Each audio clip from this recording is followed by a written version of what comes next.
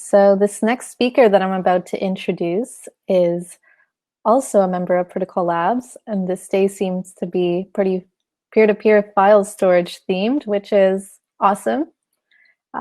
Personally, I've been binging her YouTube videos for about a year now, so it's really cool to get to introduce somebody that I watch on YouTube. She is product lead at Protocol Labs and has also started her own virtual reality startup. Her name is Pooja Shah. Hey there. Hi, Cindy. Can you hear me? I can hear you perfect. Okay, great. Thanks for the introduction. Nice to be here. No problem. Floor is yours. Awesome. Okay, let me share my screen.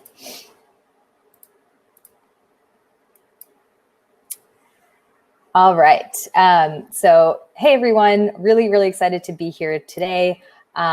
As Cindy mentioned, my name is Pooja, and I lead product for the Filecoin project. I've been a happy member of the Protocol Labs family now for a few years, 2.5 years. So have definitely, gotten to work really closely with a number, worked with David a little bit, and as well, many folks on the ChainSafe side. So really, just love this team and love this community so much. And yeah, today I'm really excited to talk about what are some of the various ways in which you can think about sort of getting involved in the Filecoin ecosystem. There's so much to do, and it's really early days in this network, and many opportunities abound for developers. So would love to talk a bit about what some of those opportunities are. So this is a brief agenda of the discussion today. I'll talk about why you should build in the Filecoin ecosystem, what are some examples of the types of projects that other folks are building, what you might consider building, and some resources to get started. So the first, why should you build in the Filecoin ecosystem? I'm sure many folks have talked about this at various points throughout this conference, but the mission of Filecoin, which is something I hold really dear to my heart personally, it's something that really motivates me to work in this ecosystem every day, is to create a decentralized, efficient, and robust foundation for humanity's information. And sort of each word of this mission statement is something that we take really seriously as a project. And so you may see some of that in just, I'll talk a little bit about at a high level how the system is kind of designed and some of the core features. And they really speak to this mission statement. That's something that drives all of the efforts across the project. Filecoin is, probably the thing that most people are familiar with is obviously it's a decentralized storage network, but Filecoin is actually a lot more than that too. It's a set of decentralized storage protocols, the actual just underlying protocols that anyone can implement and even create new networks on the basis of. So we really do believe strongly in really good protocol design and artifacts that represent what those protocols actually are, like really strong specifications and so on. Filecoin is also a payment mechanism on its own, and also Filecoin is a really thriving ecosystem. At a high level, you can think of at least the decentralized storage network component of Filecoin as a two-sided marketplace where there are clients on the network who want storage, want to hire someone to store data with, and there are miners that are filling that need by providing storage to the network. And you can kind of think of the network as sort of this like decentralized intermediary between the two sides of this marketplace, which is what it says here. And so when a client decides that they want to store data on the network, they'll send some amount of Filecoin as well as their data to storage contracts on the network. And the network will pass this data on to the miners that the client has selected to store their data over time. And periodically, and currently in the protocol, it's about every 24 hours, the network will also ask miners to generate storage proofs to show that they indeed are storing the data correctly, that they were supposed to be storing. That's kind of what these little pi proofs are. Those are submitted back to the network. They're submitted onto the Filecoin blockchain. And as long as miners are continuing to prove their storage and show that they're storing the data correctly, the Filecoin tokens that came from this storage client are distributed to the miners. And there are lots of really key mechanisms in the protocol that are designed to ensure that this system can work trustlessly in a way. So, clients and miners should be able to trust that the network's protocols will will incentivize all of the participants on the system to do the right thing and ultimately make this system of data storage and continuing to show that the data is being stored correctly over time actually work as intended. There are a number of features in this design that I think really make Filecoin the decentralized storage network for Web3 today, and over time, really just kind of the decentralized storage layer for all storage use cases that we will begin to imagine. One core feature of Filecoin that I think is really interesting is this idea of having more differentiated and granular storage markets. So when most of us in the world today, obviously, and maybe this is not as relevant for the Web3 crowd, but I think just generally, as we think about storage in the world, you hear a lot of phrases like, storage is commoditized, storage is pretty undifferentiated. It's a resource that people don't really think very much about when you're building standard applications. But what the Filecoin network allows for is more differentiation in the storage, in a storage market. You can have people who are, miners who are in various geographies in the world. They can be offering their storage at different prices from each other. They may have different SLAs in terms of, like their retrieval availability and things like that from that storage miner. They may even choose on their end over time, and the network is still young, so we're not seeing as much of this yet. But over time, we may start to see miners differentiate themselves against other dimensions as well. Like some miners may choose to advertise that they're HIPAA compliant or GDPR compliant or something like that. And so what's really cool, I think, about Filecoin is just the fact that it is a two-sided marketplace enables this sort of differentiation to occur in a storage market, which may over time lead to much better fit of storage as a resource for that are coming kind of from the client or demand side. One really cool product that has recently come out around the Filecoin storage network is called the storage product. It's by a consensus team called Codify.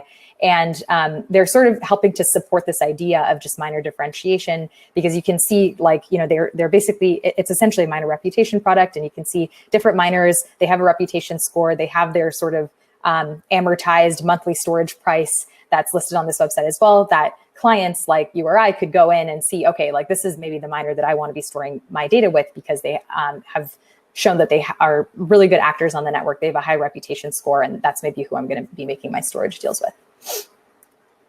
Another really interesting feature that's native, that's I think native and unique to Filecoin, is this idea of having verifiable storage. So when you make a deal on the Filecoin storage network, which is kind of the terminology we use to just store your data on the network, it's a deal for like a storage contract. That information goes onto the Filecoin blockchain, and as we mentioned before, periodically, miners are asked to generate proofs to show that they are storing that initial piece of data that you sent through the network, that they are storing that same piece of data correctly over time.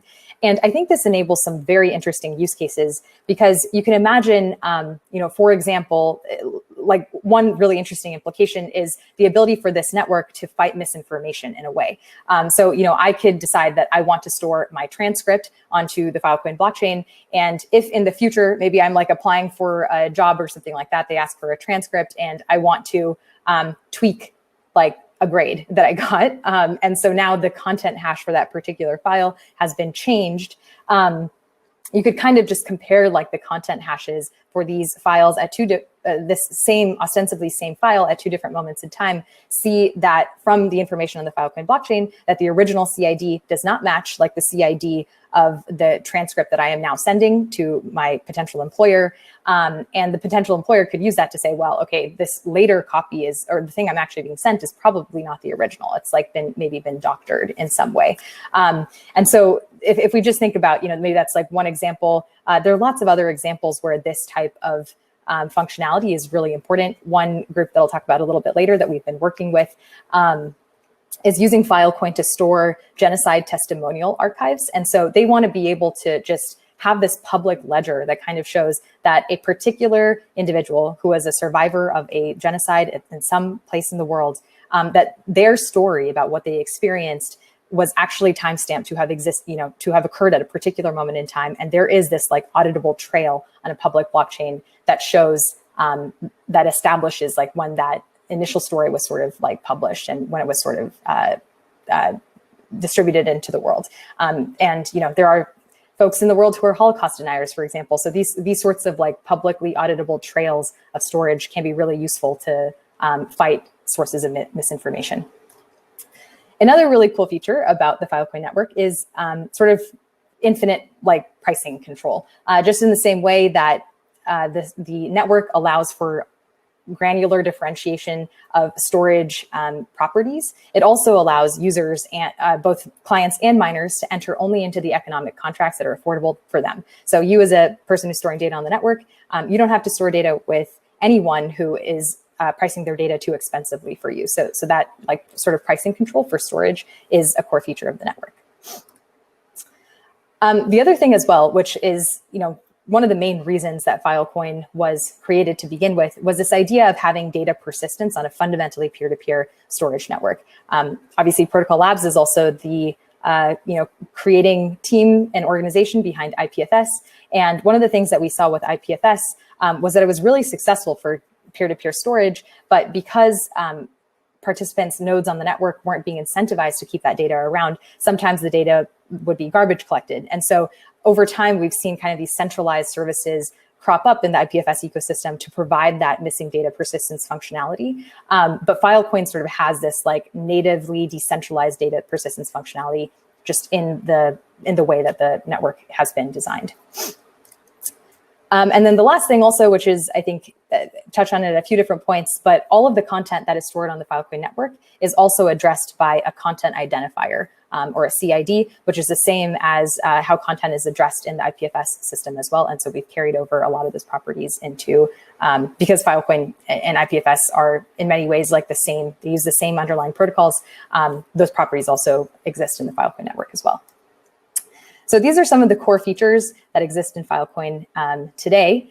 But you really should think of this as just kind of the ground layer, and it's just the beginning. There really is just so much more that can be built on top of this foundation to make Filecoin extremely useful for a number of different use cases, a number of different types of developers as well. And so I wanted to touch on some of the things that others in the ecosystem are building to make Filecoin really, really useful, and also just using in their own applications and use cases. Filecoin today is a rapidly growing ecosystem. There are thousands of people and organizations who are working towards this common goal, this mission that I mentioned before, of building a decentralized, efficient, and robust foundation for humanity's information. There are more than 250 developer teams. There have been more than 4,500 individual people who have made open source contributions to many of the different repos that are sort of within the Filecoin ecosystem and project. And hundreds of miners providing more than an exabyte at this point of storage capacity. So the mainnet launched a little bit less than 2 months ago, and we're already starting to see just a huge amount of activity in the ecosystem, which has provided some really cool examples of what people are already doing and some direction into kind of like what remains and what's the space of future opportunity look like. One example is a project called Slate. And I don't have the URL up here, but you can check it out at slate.host. It's a really beautiful product, which is essentially, intending to be like a first-class user experience product that is built on top of fundamentally like a totally decentralized stack. So it's built on top of IPFS, Filecoin, and the Textile stack as well. If you haven't checked it out, I would definitely recommend trying it. It's really cool to just have this sort of experience and not even have to know that under the hood is a bunch of like really interesting decentralized technology. It's a product that just works, and it's also fully open source. And so if you're looking to build these sorts of user-facing applications on top of the IPFS and Filecoin stack, Slate is a really good example for that.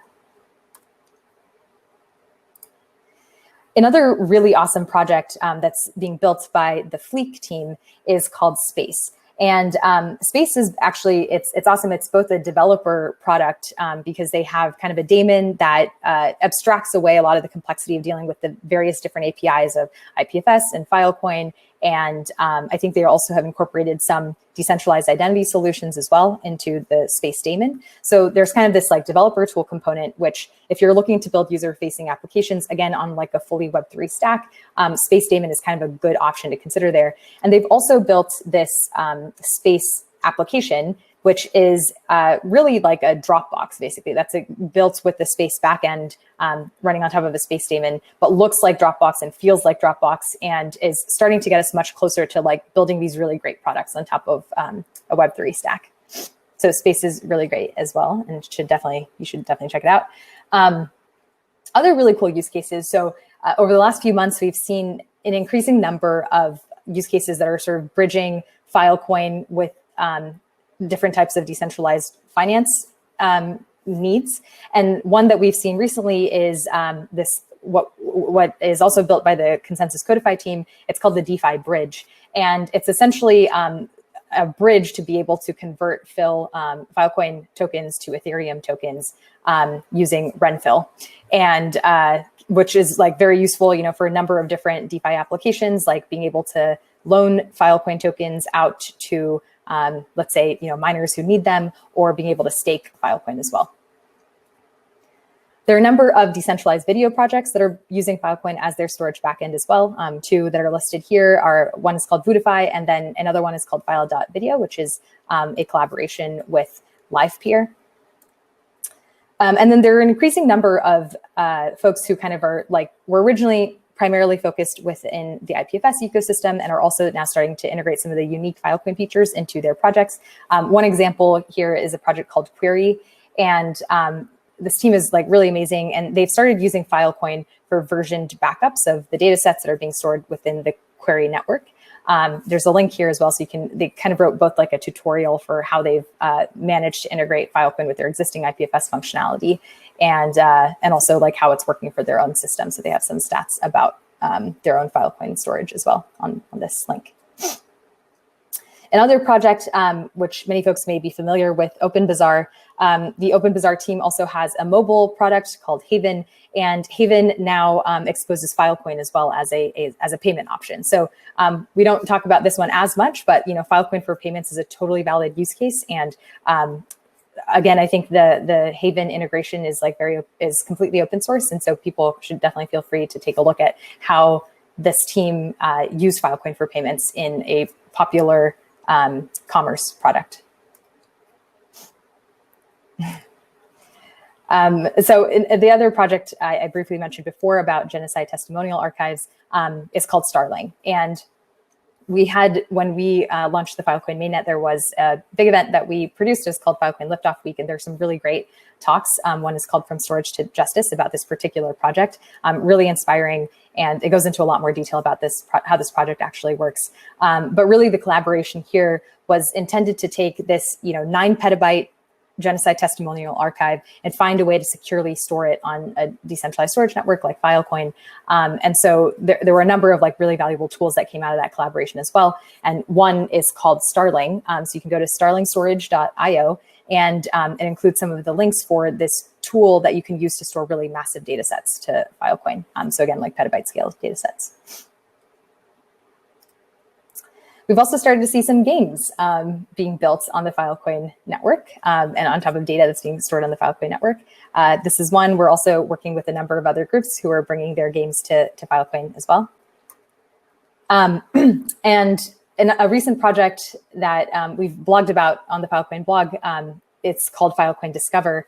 And this is, again, just really, I mentioned before, we really, really believe in preserving and storing humanity's most important information. There's something like 2.5 quintillion bytes of data that we generate as a society, as a world, every single day. And a lot of that data is actually thrown away, especially lots of telemetry data, logging data, things that can be extremely useful for scientific analysis and research. But, it's maybe just the owners of that data have deemed that it doesn't make sense maybe to it's too cost prohibitive to store that incremental piece of data for the value that they predict it might bring to their future analyses. And so a lot of times that data is just thrown away. And so we think that, that's a shame. We shouldn't be throwing a lot of this data away. And in fact, there are other data sets that are super valuable for humanity that exist today. And we want to make sure that they can be preserved for the long term. And a network like Filecoin is perfectly built to solve that need. So we began this project to store, I think, our ultimate goal is to store something like 100 petabytes of the world's most valuable data sets on the Filecoin network. And we've built an interface as well so that, the data sets that we have stored, some of which are pictured here, can be accessed and sort of viewed and downloaded, and it's all being kind of powered by the Filecoin network. Powergate is a really, really awesome project that is built by the Textile team, and it's again an open source solution. It's sort of like, I think, a layer 2 solution almost on top of IPFS and Filecoin that allows people to not have to deal with kind of the specifics of interacting with either system. They can interact with a much simpler interface, which is the Powergate interface, and yet be able to store data in this kind of like multi-tiered way, so that it hits both like the IPFS public network, also the Filecoin public network, and data, when it's being retrieved, can be retrieved through the hottest layer in which the data is available. And so that enables some like really interesting caching strategies for people who are using Powergate today as a storage backend for their solutions. They've been able to see some really significant reductions in the cost of storage because they kind of have this like multi-tiered storage strategy. Truffle as well, which I'm sure almost everyone here is familiar with Truffle. Truffle now has a native command that sort of allows you to directly preserve your application data on the IPFS and Filecoin networks, which is super, super cool. And also later this year, Truffle will be adding a Ganache integration that allows for kind of a local Filecoin simulator that'll be super helpful, I think, for development on the Filecoin network. And another really interesting and exciting project is Infura. So Infura now has a Filecoin API in beta. Infura is awesome. I think we all think it's super great. And now they also support Filecoin as well. So great to see that come alive. And then, of course, there is the several implementations of the Filecoin protocol, including Forest by the ChainSafe team, which has been a monumental effort, and just like super, super amazing work has gone into making this this additional implementation of the Filecoin protocol. So, lots of work here to make many implementations come to life. And so, yeah, so sort of just like zooming out a bit, there's a lot going on. And across a number of different verticals of development in the Filecoin ecosystem.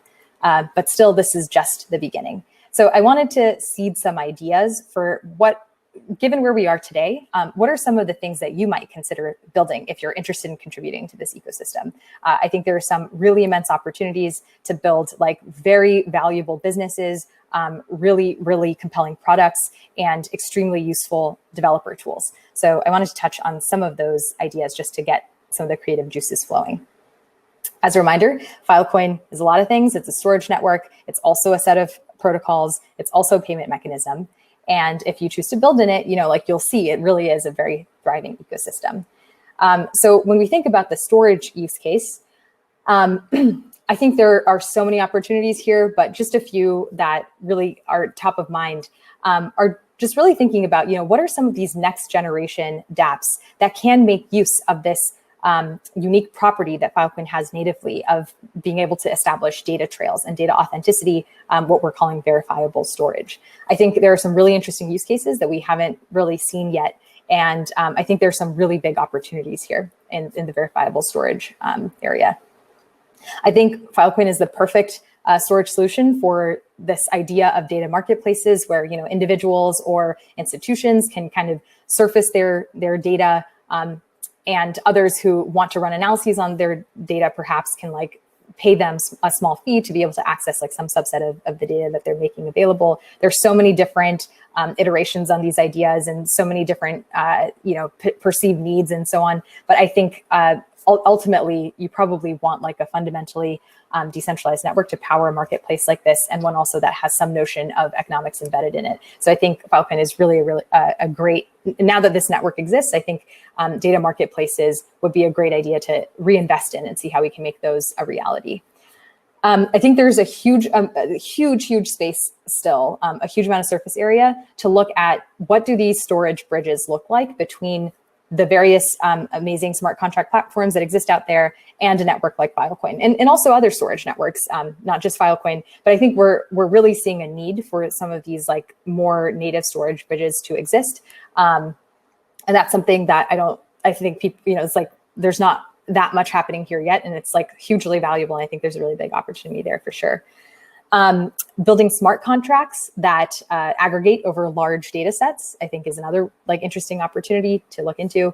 And this is a more minor one, but like storing game assets and virtual world data on a network like this, where those assets can be accessed by many different games potentially, or like a universe of different like mini games, I think is a promising direction as well for the Filecoin storage use case. Then when we think about Filecoin for payments, I think the fact that Filecoin is the medium of exchange that you use to buy and sell storage on the Filecoin network means that it's like a very seamless. It should probably be, like in many cases, kind of the natural payment medium of exchange for user applications that have some notion of like user storage. So any application that wants to expose to its users some sort of like decentralized storage and wants users to be able to directly pay for that, I think totally makes sense to use a system like Filecoin for that. There are all sorts of like Filecoin wallets, and thinking about like how to integrate Filecoin wallets and have standalone Filecoin wallets and things like that to make to enable these sorts of more flexible use cases. That I think there's a huge space there that still hasn't been fully explored, and then still a huge amount of opportunity for collaborations between like thinking about how Filecoin can be used in various DeFi use cases as well. We've started to see the start of this, but there's actually like really significant demand, especially currently from the Filecoin mining community. And so I think folks who are interested in DeFi should consider thinking about how Filecoin can fit into that picture as well. And then this is like kind of the biggest category, because I just think there are so much to do when we think about like developer tools and utilities and various layer 2 protocols that can take like this fundamental infrastructure of Filecoin and like the layer 1 protocols that exist and really just take it to the next level. So I'll just quickly talk through a few of these. Definitely seeing a need for like more solutions for node observability and allowing users to be able to understand like resource consumption of their nodes, and also if they're making storage deals, like monitoring the life cycle of those storage contracts. Decentralized databases that can like sort of natively use Filecoin as a storage layer. In some like clever solutions for indexing content that's being stored onto the network, and also ideally like public indices of content where that makes sense, so that anyone in the world can kind of like retrieve data and be able to interact with it for their own applications. This is kind of related to the former one, but like solutions for content discovery. Lots of improvements I think can still be made, in like layers of abstraction on top of how do you make deals on the network? How do you like batch your storage in ways like how do you know how to optimize how you're interacting with the storage components of the system to make it like really easy to use? Payments as well. So like, just thinking about what does a potential layer 2 solution look like, so that you don't need to create new payment channels potentially for every single time you want to make a storage deal on the network, but like batching some of these payments. So some of like the efficiencies we've seen with Lightning Network and other networks like that. Yeah, maybe another one that I'll call out here is miner discovery and reputation systems. So I surfaced a couple of these, but I think these are still really nascent. And just thinking about very rich ways that we can kind of expose this differentiation that exists in the storage market to the broader world of users will be super valuable. And we're seeing a huge need from it today. Like, every day I hear people like users on the system asking me like, oh, how do I know like a miner who meets X, Y, and Z like capabilities? How do I know how to find that person? So I think there's like definitely a big need here as well for helping users find storage miners. Think of it kind of like the Airbnb UI or something, but for miners on the Filecoin storage network. And then I'll just plug, because I think ChainSafe is just so at the nexus of so many different ecosystems that this audience may find relevant. Like just bridges to like across the various projects I think are badly needed. And definitely in the case of Filecoin as well, we would love to see a much more of this. So this is my last reminder to you, but this is really just the beginning. There's so much to do. And if you're interested in getting started in this ecosystem, I wanted to highlight 3 main resources. So the first is definitely taking a look at the Filecoin documentation site. It's kind of like the go-to place to learn about all things Filecoin. We have a really active Filecoin Slack workspace. You can join via this link. And that's where you can get in touch with myself and a number of members of the Filecoin Protocol Labs team, and like the entire several thousand member community it's a really active place. It's a little overwhelming, but there's a lot going on, and that's the best way to kind of get further direction on any of the projects you might be interested in. We also have a YouTube channel, which I think actually contains some of the best educational content that we have about how to develop in the ecosystem, and also like what's going on with other members of the community. So definitely take a look at the YouTube channel. There's probably something in there that will be really interesting to you. And that's it. Thanks so much for the time. And if you decide to participate in the Filecoin community and ecosystem, I am always available on Filecoin Slack. So definitely feel free to reach out. Great. Thank you, Pooja. That was amazing. Highlighting and underscoring all the different areas in which hands can come together and help take these ecosystem to the next level. Awesome. Super great. So I hope you upload your slides somewhere so we can access them for later reference. Yes, yeah. Totally. Cool. Will do. So you've got one question here. Mm-hmm. The question is, for a regular person who knows nothing about decentralization or doesn't care, what kind of unique products are impossible to build in Web 2 that we can expect to see maybe in Web 3? That's a really great question. Yeah, I mean, I think that there are two sort of like categories of use cases that I think of as the like Web 3, Web 2 relevant, Web 3 enableable, but probably not Web 2 enableable. And specifically when I think about decentralized storage, because that's just what I spend a lot of my time thinking about. But it does center around these ideas of verified storage and sort of like data marketplaces. So I do think that we're increasingly starting to see people care about the veracity of information that exists in like digital information that exists in the world. People are increasingly caring about like misinformation and things like that. We actually had like a really interesting panel on this with like the Decrypt team a few weeks ago too. And that was just all about, you know, like how can Web3 help in journalism? And I think that this is where like a network like Filecoin is super interesting, because I can totally imagine a world in which like every article that is ever written, right, like is posted on a blockchain somewhere, or it's like posted in a decentralized storage network.